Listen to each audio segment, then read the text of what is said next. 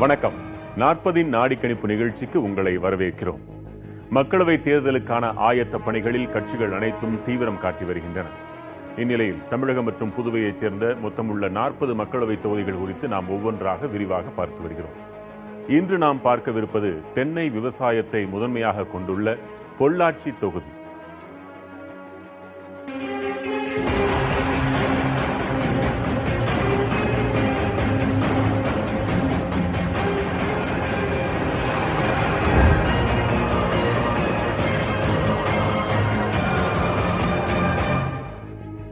பொள்ளாச்சி மக்களவை தொகுதியின் நாடிக்கணிப்பை அறிந்து கொள்வதற்காக சில அடிப்படை தகவல்களை முதலில் பார்த்துவிடலாம்.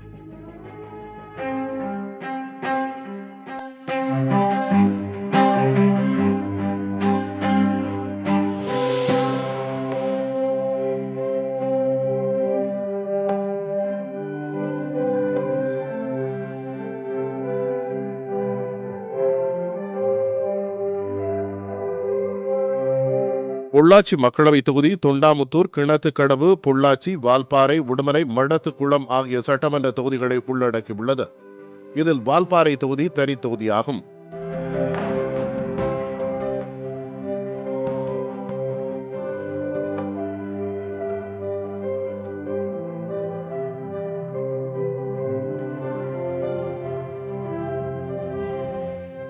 இயற்கை எழில் கொஞ்சும் பகுதிகளை அதிகளவில் கொண்டுள்ள இந்த தொகுதியில் விவசாயமே முதன்மை தொழிலாக உள்ளது. தேங்காய் மற்றும் தென்னை சார்ந்த பொருட்கள் அதிக அளவில் உற்பத்தி செய்யப்படுகின்றன. இதற்கு அடுத்தபடியாக கரும்பு, நெல், மக்காச்சோளம், வாழை போன்றவையும் அதிக அளவில் விளைவிக்கப்படுகின்றன.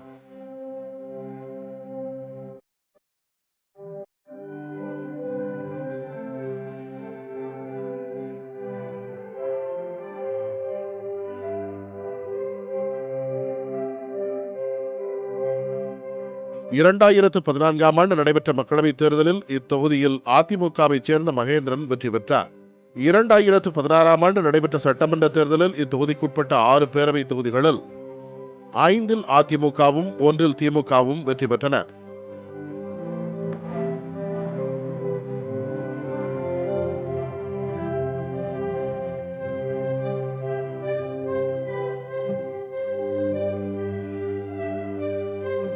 பொள்ளாச்சி மக்களவை தொகுதியில் உள்ள மொத்த வாக்காளர்கள் எண்ணிக்கை 15,569,000 பேர். இவர்களில் ஆண் வாக்காளர்கள் 7,36,632 பேர், பெண் வாக்காளர்கள் 7,63,777 பேர், இதர வாக்காளர்கள் 160 பேர்.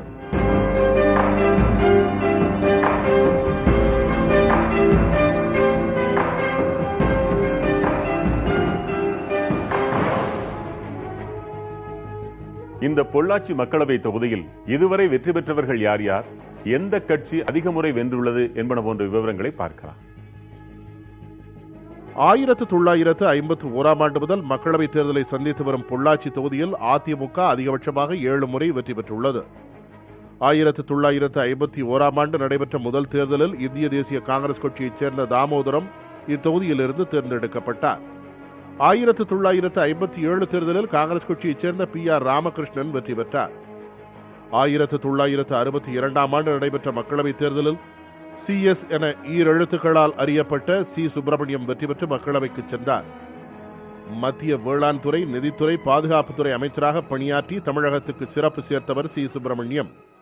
பின்னர் 1967 மற்றும் 1971ஆம் ஆண்டுகளில் நடைபெற்ற தேர்தல்களில் திமுகவின் நாராயணன் வெற்றி பெற்றார். 1971ஆம் ஆண்டு நடைபெற்ற இடைத்தேர்தலில் திமுகவின் காளிங்கராயர் தேர்ந்தெடுக்கப்பட்டார். 1977ஆம் ஆண்டு நடைபெற்ற தேர்தலில் முதன்முறையாக மக்களவைத் தேர்தலை சந்தித்த அதிமுகவின் KA ராஜு வெற்றி பெற்றார். 1980ஆம் ஆண்டு நடைபெற்ற தேர்தலில் திமுகவின் CT தண்டபாணி வெற்றி பெற்று மக்களவைக்கு சென்றார். 1984ஆம் ஆண்டு நடைபெற்ற தேர்தலில் அதிமுகவின் அண்ணா நம்பி வெற்றி பெற்றார். அதற்கு அடுத்த 2 தேர்தல்களிலும், அதாவது 1989, 1991ஆம் ஆண்டுகளில் நடைபெற்ற மக்களவைத் தேர்தல்களில் அதிமுகவின் ராஜா ரவிவர்மா இத்தொகுதியிலிருந்து மக்களவைக்கு தேர்ந்தெடுக்கப்பட்டார்.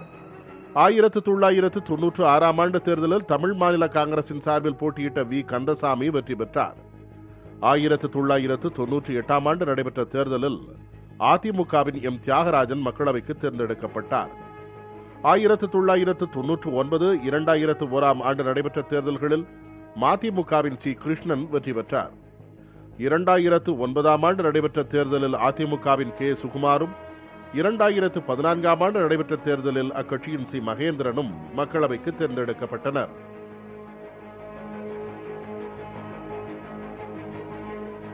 இனி பொள்ளாச்சி மக்களவை உறுப்பினர் மகேந்திரன் குறித்தும் அவரது செயல்பாடுகள் குறித்தும் பார்க்கலாம்.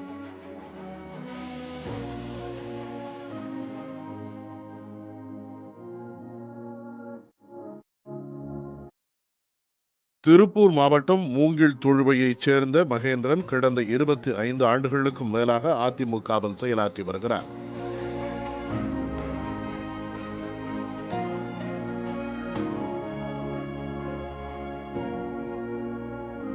மூங்கில் தொழுவு கிராம பஞ்சாயத்து தலைவராக பணியாற்றிய அனுபவம் உடைய மகேந்திரன் மாவட்ட எம்ஜிஆர் மன்ற பொறுப்பிலும் உள்ளார்.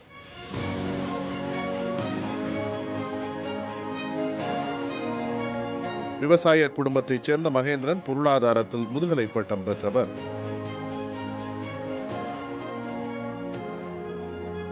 கடந்த 2014 ஆண்டு நடைபெற்ற தேர்தலில் அதிமுக சார்பில் போட்டியிட்ட மகேந்திரன் 1 லட்சத்திற்கும் அதிகமான வாக்குகள் வித்தியாசத்தில் வெற்றி பெற்றார். பெரும்பாலும் மக்களவை நடவடிக்கைகளில் கலந்து கொண்டுள்ள மகேந்திரன் தொகுதி பிரச்சனைகளுக்காக பேசியுள்ளார். தென்னை விவசாயம் நிறைந்துள்ள பொள்ளாச்சி தொகுதி மக்களின் நீண்டகால கோரிக்கையான கொப்பரை தேங்காய் விலையை உயர்த்த மக்களவையில் பேசி சாதித்துள்ளார்.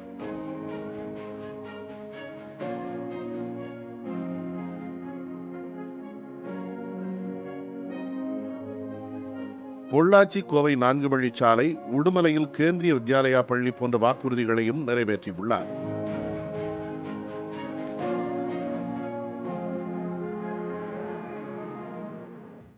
இது மட்டுமல்லாது தொகுதிக்குள் அனைத்து இடங்களிலும் சாலைகள் அமைத்தல், மின் விளக்குகள் அமைத்து தருதல் போன்ற பணிகளையும் செய்துள்ளார்.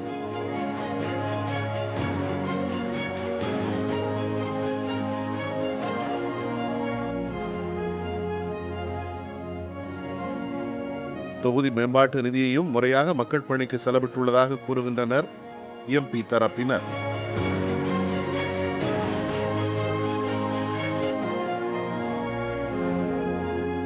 தென்னை சார்ந்த பெரிய தொழிற்சாலைகள் கொண்டு வர வேண்டும் என்பது உள்ளிட்ட சில கோரிக்கைகள் நிறைவேற்றப்படாமல் உள்ளதாக பொதுமக்கள் கூறுகின்றனர்.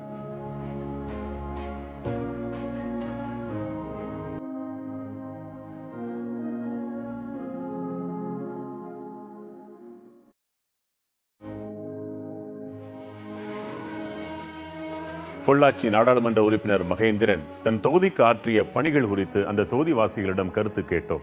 அதற்கு அவர்கள் அளித்த பதில்கள் என்னென்ன பார்க்கலாம். நாங்கள் மட்டுமல்ல, எங்கள் தொகுதி இந்த 6 சட்டசபை தொகுதிக்கு உட்பட்ட அத்தனை பொதுமக்கள், கட்சி சார்பற்ற அத்தனை பேருக்கும் எந்த நேரத்தில் ஃபோன் பண்ணாலும் உடனே வந்து நடிஜாமல் 12 மணிக்கு கூப்பிட்டாலும் உடனே அட்டன் பண்ணி அது என்ன கோரிக்கைன்னு கேட்குற, எனக்கு தெரிஞ்ச அளவில் கேட்குற ஒரே எம்பி இவர் தான். இல்லை, ஆக்சுவலாக பார்த்தீங்கன்னா அந்த ரோடு இதெல்லாம் கொஞ்சம் பண்ணியிருக்காரு. அப்புறம் பார்த்தீங்கன்னா அந்த சதாப்தி எக்ஸ்பிரஸ் ட்ரெயின் பார்த்தீங்கன்னா ரொம்ப வருஷமாக இது விடும்போது நிப்பாட்டாமே இருந்தாங்க. இல்லை ஒரு 1 இயராக. இப்போ அது வந்து இப்போ ஸ்டாப் பண்ண வச்சுருக்காரு. இப்போ 2வது பார்த்தீங்கன்னா அந்த பழகிறது பார்த்தீங்கன்னா நம்ம ஹைஜீனிக் பீப்புளோ அல்லது லோ பீப்புளோ அப்படிலாம் கிடையாது. நம்ம எதுனாலும் நமக்கு ஈஸியாக போய் அவர்கிட்ட ரீச் பண்ணலாம். வேறு நிறைய எம்பி நம்ம பார்த்துருக்கோம். பட் இந்த மாதிரி குயிக்காக ஒரு எம்பி இருக்கார், ஆஃபீஸில் போய் மீட் பண்ணலாம் அப்படின்னா அப்பாயின்மெண்ட் வாங்கி அதெல்லாம் இது அப்படி கிடையாது. நீங்கள் டைரெக்டாகவே போய் உள்ள குயிக்காக பேசிட்டு வெளியில் வரலாம். எல்லாமே கேட்குறதெல்லாம் பண்ணி கொடுத்துருக்காங்க சார். ரோடுகள்லாம் போட்டிருக்காங்க. தண்ணி இப்போ பற்றாக்குறையாக எல்லாமே நிறைவேற்றிருக்காங்க. ஸ்கூல் ஃபீஸ் கட்டுறதுலேருந்து ஸ்கூலுக்கு சேர்த்தணுன்னு நினச்ச வந்து கேட்டதையுமே உடனே சீட்டு வாங்கி கொடுத்தாங்க. எங்கள் பேத்திக்கு, எங்கள் பேரனுக்கு வாங்கி கொடுத்தாங்க. பொள்ளாச்சி டு கோயம்புத்தூர், உடுமலை டு பொள்ளாச்சி அந்த ரோடு வந்து கொஞ்சம் முதல்ல வந்து ரொம்ப சிரமமாக இருந்தது சார். இப்போ வந்து போக்குவரத்து இடத்துல எதுவும் இல்லாமல் இப்போ ஒரு அவசரனாலும் ஒரு ஆம்புலன்ஸ் போகணும் வரணுனாலும் இப்போது போக்குவரத்து ரொம்ப சீராக நல்லா இருக்குது. கொஞ்சம் நல்லா பண்ணுறாருங்க. எந்த ஒரு காரியத்தை எடுத்தாலுமே கொஞ்சம் நல்லா எடுத்துருக்காரு. அதே மாதிரி இப்போ ஒரு ஸ்கூல் ஒன்று இது பண்ணியிருக்காங்க. அதுவுமே இப்போ எங்களுக்கு ரொம்ப ஹெல்ப்ஃபுல்லாக இருக்குது. அதேமாதிரி நல்லா பண்ணுறாருங்க. இப்போ எங்களுக்குன்னு பார்த்தோம்னா இந்த கொப்பரை தேங்காய் அப்படிங்கிறத பார்க்கும்போது கொஞ்சம் விலை ஏற்றி கொடுத்துருக்காங்க. நல்லாவே பண்ணியிருக்கிறேன் எப்படிங்க, கேட்டதே அந்த நிமிஷம் பண்ணி கொடுத்துட்றேன் எப்படிங்க, மறு செகண்டே இல்லைங்க, உடனே பண்ணி கொடுத்துட்றேன் எப்படி. ஏன்னா வெளியே ஒவ்வொருத்தர் வந்து நாளைக்கு வா நாளைக்கு வான்னு சொல்லுவாங்க, அப்போவே அந்த நிமிஷம் முடிச்சு கொடுத்துட்றேன் எப்படி. நம்மளுடைய உடுமலை ஜிஹெச்சுக்கு சியாம்னு சொல்லி ஒரு ஆர்த்தோ டிபார்ட்மெண்ட்டை முழுமையாக இயங்கக்கூடிய அளவுக்கு ஒரு அதிநவீன கருவி அவரோட ஃபண்ட்லேருந்து ஏற்பாடு பண்ணி கொடுத்துருக்காரு. அதன் மூலிமா ஒரு ஹிப் ரீப்ளேஸ்மெண்ட் சர்ஜரி, ஒரு தாலுக் ஹெட் குவார்ட்டர்ஸில் ஹிப் ரீப்ளேஸ்மெண்ட் சர்ஜரி பண்ணுற அளவுக்கான ஃபெசிலிட்டி அங்கே இன்ஃப்ராஸ்ட்ரக்சர் ஏற்படுத்தி கொடுத்து அது செயல்படுத்திட்டு இருக்கிறோம். ரெண்டாவது, நம்ம பொள்ளாச்சி ஜிஹெச்சுக்கு இன்ஃப்ராஸ்ட்ரக்சர் டெவலப்மெண்ட்டு, நம்ம உள்கட்டமைப்பு வசதிகளுக்காக ஒரு பெரிய தொகையவே அவர் சென்ட்ரல் கவர்மெண்ட்லேருந்து பண்ணி கொடுத்துருக்கிறாரு. இல்லை வேறு தனியார் மருத்துவமனையில் அதிக செலவு பண்ணுறவங்களுக்கு, இந்த மாதிரி இருக்கிறவங்களுக்கு பிஎம் ஃபண்டிலிருந்தும் ஒரு 300க்கும் மேற்பட்ட நோயாளிகளுக்கு உதவித்தொகை வந்து அரேஞ்ச் பண்ணி கொடுத்துருக்காரு. அதே போல் கிராமப்புற சாலைகள், ஏராளமான சாலைகள், குறிப்பாக விவசாயிகள் பயன்படுத்தக்கூடிய அந்த சாலைகளுக்கு கூடுதல் நிதி மத்திய அரசிடமிருந்து அதே மாதிரி மாநில அரசிடமிருந்து பெற்று ஏராளமான சாலைகள் என்பது அமைக்கப்பட்டிருக்கிறது. இன்னும் சொல்லப்போனால் இந்த சாலை விரிவாக்க பணிகளுக்கு தொடர்ந்து குரல் கொடுத்து 6 வழிச்சாலை, அதே போல் 8 வழி இந்த கோவை பொள்ளாச்சி சாலை விரிவாக்கத்துக்கான கூடுதல் நிதி பெற்று அந்த பணிகளும் மிக வேகமாக நடந்துக்கிட்டு இருக்குது. அதே மாதிரி பொள்ளாச்சி பாராளுமன்ற தொகுதிக்கு உட்பட்ட அவர் தொகுதி வளர்ச்சி நிதியிலிருந்து இந்த 6 சட்டமன்ற தொகுதிகளுக்கு உட்பட்ட எல்லா ஊராட்சிகளுக்கும் ஏதாவது ஒரு வழியில் வளர்ச்சி பணிகளுக்கான திட்டங்களை தொடர்ந்து செயல்படுத்திட்டு இருக்கிறாருங்கிறத சொல்ல வேண்டியது. 40 நாடி கணிப்பில் இன்று நாம் பொள்ளாச்சி தொகுதி குறித்து பார்த்து வருகிறோம். பொள்ளாச்சி தொகுதிக்கு தான் ஆற்றிய பணிகள், எம்பி தொகுதி மேம்பாட்டு நிதியை எதற்கெல்லாம் பயன்படுத்தினார் என்பன குறித்து பொள்ளாச்சி நாடாளுமன்ற உறுப்பினர் மகேந்திரனிடம் கேள்விகள் எழுப்பப்பட்டன. அதற்கு அவர் அளித்த விரிவான பதில்களை பார்க்கலாம். 4 வாக்குறுதிகளை அளித்திருந்தோம். 5 வாக்குறுதிகளை அளித்திருந்தோம். முக்கியமாக சின்ன சின்ன பணிகள், வாட்டர் டேங்க் கட்ட வேண்டும், சாக்கடை வசதிகள் செய்து தர வேண்டும் என்பதெல்லாம் அது சிறிய பணிகள். பெரிய திட்டங்கள் என்பது 5 திட்டங்களுக்கு 5 பெரிய கோரிக்கைகளை வைத்தார்கள். அதனால் தேர்தல் சமயத்தில் 5 திட்டங்களை நிறைவேற்றி தருவதாக வாக்குறுதி அளித்திருந்தோம். அது 5 திட்டங்களில் ஒன்று, பொள்ளாச்சியிலிருந்து கோவை செல்லும் சாலையை 4 வழிச்சாலையாக மாற்ற வேண்டும் என்பது மக்களின் 25 ஆண்டு கால கோரிக்கை. கொப்பரை விலையை 52 ரூபாய் 50 பைசாவாக இருந்த விலையை எங்களுக்கு 80 ரூபாய்க்கு மேல் உயர்த்தி தர வேண்டும் என்று கோரிக்கை வைத்தார்கள். உடுமலை பகுதியில் ஒரு கேந்திர வித்யாலயா பள்ளியை கொண்டு வர வேண்டும், ஒரு சிபிஎஸ் சிலபஸ் உள்ள அந்த மத்திய அரசின் தரம் வாய்ந்த அந்த பள்ளியை உடுமலை பகுதி கொண்டு வர வேண்டும் என்று கோரிக்கை வைத்தார்கள். ஆனமலை நல்லாறு திட்டம். ஆனமலை நல்லாறு திட்டம் என்பது நீண்ட நாட்களாக நிலுவையில் உள்ள திட்டம். அந்த திட்டத்தை நிறைவேற்றி தர வேண்டும் என்று கோரிக்கை வைத்திருந்தார். பொள்ளாச்சி கோவை சாலையை நான் நாடாளுமன்ற உறுப்பினராக பொறுப்பேற்றவுடன் தொடர்ச்சியாக மத்திய அரசை வலியுறுத்தி கிட்டத்தட்ட நில எடுப்பு உட்பட 600 கோடி ரூபாய் மதிப்பீட்டிலே பணிகள் முடிவடைந்த தருவாயில் உள்ளன. முள்ளுப்பாடி ரயில்வே கேட்டிலே மேம்பாலம், கிணத்துக்கடவுளை 2.25 கிலோமீட்டர் மேம்பாலம், ஒத்தக்கால் மண்டபம் மேம்பாலம், ஈச்சனாரி விநாயகர் கோவிலிலே அந்த பாரம்பரியம் மாறாமல் ஒரு அடையாள சின்னமாக இருக்கும் அந்த ஈச்சனாரி விநாயகர் கோயில் பாதுகாக்கப்பட வேண்டும் என்பதற்காக அந்த இடத்துல 30 கோடி ரூபாய் மதிப்பீட்டில் மேம்பாலம் என அந்த பணிகள் போர்க்கால அடிப்படையில் பணிகள் நடந்து விரைவில் முழுமையாக மக்கள் பயன்பாட்டிற்கு வரும் நிலையில் உள்ளது. கேந்திர வித்யாலயா பள்ளி. உடுமலையில் கேந்திர வித்யாலயா பள்ளி அமைப்பதற்கு என்னுடைய சொந்த நிலம் 5 ஏக்கர் நிலத்தை இலவசமாக வழங்கியுள்ளேன். மத்திய அமைச்சரவையின் ஒப்புதலுக்காக காத்திருக்கிறது. இன்னும் ஒரு வாரத்திற்குள் மத்திய அமைச்சரவையின் ஒப்புதல் கிடைத்துவிடும். அதேமாதிரி பொள்ளாச்சி பாலக்காடு சாலையை 4 வழிச்சாலையாக மாற்றுவதற்கு மத்திய அரசு 70 கோடி ரூபாய் நிதி ஒதுக்கியுள்ளது. இந்த 2 நாட்கள் டெண்டர் வரப்பட்டு இந்த மாத இறுதிக்குள் அந்த பணிகளும் தொடங்கப்படும். கோவைக்கு ஒரு தெற்கு புறவழிச்சாலை கண்டிப்பாக வேண்டும். தெற்கு ஒரு வளர்ச்சி இல்லாமல் இருக்கிறது. தெற்கு பகுதி, அதற்காக ஒரு புறவழிச்சாலை வேண்டும் என்று கோரிக்கை வைத்திருந்தேன். அதன் அடிப்படையில் 1200 கோடி ரூபாய் மத்திய அரசு ஒதுக்கியுள்ளது. அந்த தெற்கு புறவழிச்சாலை என்பது மதுக்கரையிலே ஆரம்பித்து பாலத்துறை அரிசி வளையம் வழியாக ஒத்தக்கால் மண்டபத்துக்கு தென்புறமாக சென்று இடையர் வளையம் காரச்சேரிக்கு இடையிலே சென்று அப்படியே கரடிவாவி அருகிலே வந்து காரணம்பேட்டை அருகிலே சென்றடைந்து அங்கிருந்து நீலம்பூர் டோல்கேட் அவினாசி ரோடு சென்றடையும் வகையில் ஒரு தெற்கு புறவழிச்சாலை அமைப்பதற்கு மத்திய அரசு 1200 கோடி நிதி ஒதுக்கியுள்ளது. இந்த பொள்ளாச்சி உடுமலை சாலை, பொள்ளாச்சி திண்டுக்கல் சாலை, கோவை தெற்கு புறவழிச்சாலை, இந்த கட்டமைப்புகள் எல்லாம் சாலை போக்குவரத்துக்காக மட்டுமல்ல, போக்குவரத்து நெரிசலை குறைக்க வேண்டும் என்பது ஒரு முக்கியமான காரணமாக இருந்தால் கூட என்னுடைய இலக்கு என்பது இந்த கட்டமைப்புகள் எல்லாம் உருவாக்கப்பட்டால் இந்த பொள்ளாச்சி பகுதிக்கு பல்வேறு ஐடி கம்பெனிகளை இங்கு கொண்டு வர வேண்டும். லட்சக்கணக்கான இளைஞர்களுக்கு வேலை வாய்ப்பை உருவாக்குவதற்காகத்தான் இந்த கட்டமைப்புகளை உருவாக்கி கொண்டிருக்கிறோம்.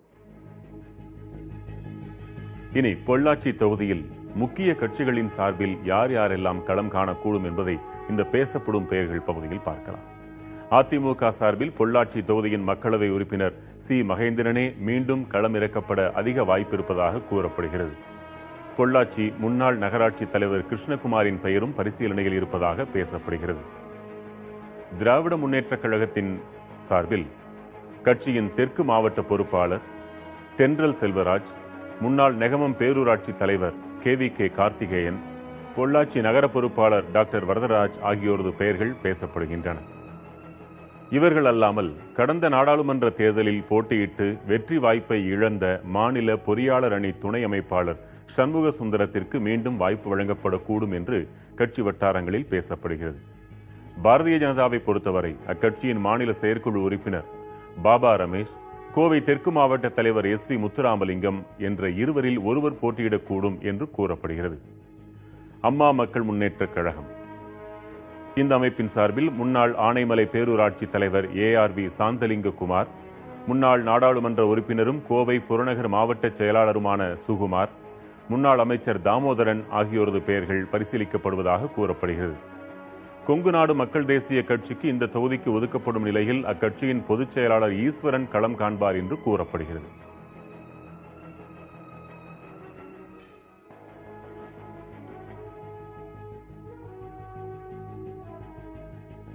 பொள்ளாச்சி மக்களவை தொகுதியில் கட்சிகளுக்கான வெற்றி வாய்ப்பு எப்படி இருக்கிறது என்பது குறித்து மூத்த பத்திரிகையாளர் ராமகிருஷ்ணன் தெரிவித்த கருத்துக்களை இப்போது பார்க்கலாம். பொள்ளாச்சி பாராளுமன்ற தொகுதி பார்த்தீங்கன்னா இது கட்சி தான் ஒரு முக்கிய பிரதான ஒரு காரணியாக தெரிகிறது. அஇஅதிமுக 2009 இருக்கட்டும், 2014 இருக்கட்டும், ஒரு 30% வாக்கை பெற்று தான் அவங்க வெற்றி பெற்றிருக்கிறாங்க. ஆனால் 2009 2014 என்னென்றால் ஒரு பலமான 3வது வேட்பாளர் இருந்ததுனால என்ன அவங்களுக்கும் இந்த அஇஅதிமுகவிற்கும் அதுக்கு அடுத்த வந்த வாக்காளராக திமுக வாக்காளர் 2009 வராங்க. அதே மாதிரி 2014 பொங்கலூர் பழனிசாமி திமுகவில் நிற்கிறாரு. ஸோ அதனால் இவங்க 2014 ஈஸ்வரன் பாஜகவினுடைய வேட்பாளராக நின்று அவர் 2,76,000 ஓட்டை வாங்குறாரு. இன்ஃபேக்ட் அவர் இவரை விட பொங்கலூர் பழனிசாமியை விட அதிகமான, பொங்கலூர் பழனிசாமி 2.5 லட்சம் ஓட்டு தான் வாங்குறாரு, இவர் 2.25 லட்சம் ஓட்டு வாங்கிறாரு. ஸோ இவங்க இந்த வாங்கினதுனால திமுக 2014 3வது இடத்துக்கு தள்ளப்பட்டு விடுகிறது. இரண்டாவது, நம்ம 6 தொகுதிகளில் இவங்க வாங்கின வாக்குகளை நம்ம கூட்டி பார்ப்போம் என்றால் கிட்டத்தட்ட 47% அவர்கள் ஓட்டுகளை வாங்கியிருக்கிறார்கள். அது நம்ம தேர்தலில் தான் அது சரியாக சொல்லுமே தவிர. ஆனால் இப்போ என்னன்னா இவங்களுக்கு ஓரளவுக்கு வாக்கு வங்கி குறைந்தாலும் கூட நீங்கள் பாஜகவுக்கும் ஓரளவுக்கு அவங்க 48,000 வாக்குகளை பெற்றிருக்கிறாங்க. ஸோ பாஜகவுக்கு அங்கே ஒரு குறைந்த அளவிற்கு ஒரு செல்வாக்கு இருக்கு. அந்த கொங்கு இவங்க ஈஸ்வரன் கட்சி இவருடைய திமுகவினுடைய பலத்தினால தான், திமுக காங்கிரஸ் இந்த பலத்தில் தான் அவங்க அங்கே நின்று அவங்க ஜெயிக்க முடியுமே தவிர அவங்களுக்குங்கிற ஒரு சுய இது இப்போ அங்கே இல்லை. மேற்போக்காக பார்க்கும் பொழுது அஇஅதிமுகவிற்கு ஒரு வாய்ப்புகள் அதிகமாக தான் இருப்பதாக தெரிகிறது. ஆனால் மற்ற தொகுதிகளைப் போல இந்த தொகுதியிலையும் தினகரனால் அவங்களுக்கு வாக்கு வங்கி சரிகிறதா, அது எந்த அளவுக்கு சரிகிறது என்பதை பொறுத்து. அதற்கு மட்டும் பாஜக இருக்கிறதுனால அவங்களுக்கு அது அது அவங்களுக்கு ஒரு பலமானதாக தான் இருக்கும். இன்ஃபேக்ட் சில பேர் என்ன சொல்கிறாங்க, பாஜக கூட அந்த தொகுதியை கேட்குறாங்கன்னு சொல்கிறாங்க. ஆனால் அஇஅதிமுக அது அவங்கள ஒரு கோட்டையாக இப்போ வளர்த்துட்டாங்க. அதனால் பாஜக கொடுப்பாங்களா என்பது தெரியவில்லை. திமுக கூட்டணியை பொறுத்தவரையில் ஈஸ்வரன் அவர்கள் நிற்பார் என்று தான் நான் எதிர்பார்க்கிறேன். ஆனால் என்னவென்றால் அந்த கட்சியினுடைய உட்கட்டமைப்பு, அதுக்கு பிறகு எந்த மாதிரி ஒரு பிரச்சார உக்திகளை எடுத்து செய்கிறாங்க, அதுக்கு பிறகு இந்த உறுதிமொழிகள், ஸோ இதெல்லாம் நம்ம பார்க்கும் பொழுது இதை வச்சு தான் அங்கே எதை செய்ய முடியும். பொள்ளாச்சி மக்களவை தொகுதி குறித்து இன்று விரிவாக பார்த்தோம். 40 நாடிக்கணிப்பு நிகழ்ச்சியில் நாளை நாம் பார்க்கவிருப்பது நீலகிரி மக்களவை தொகுதி. இனி அண்மை செய்திகளுக்கு தொடர்ந்து இணைந்திருங்கள் புதிய தலைமுறையோடு.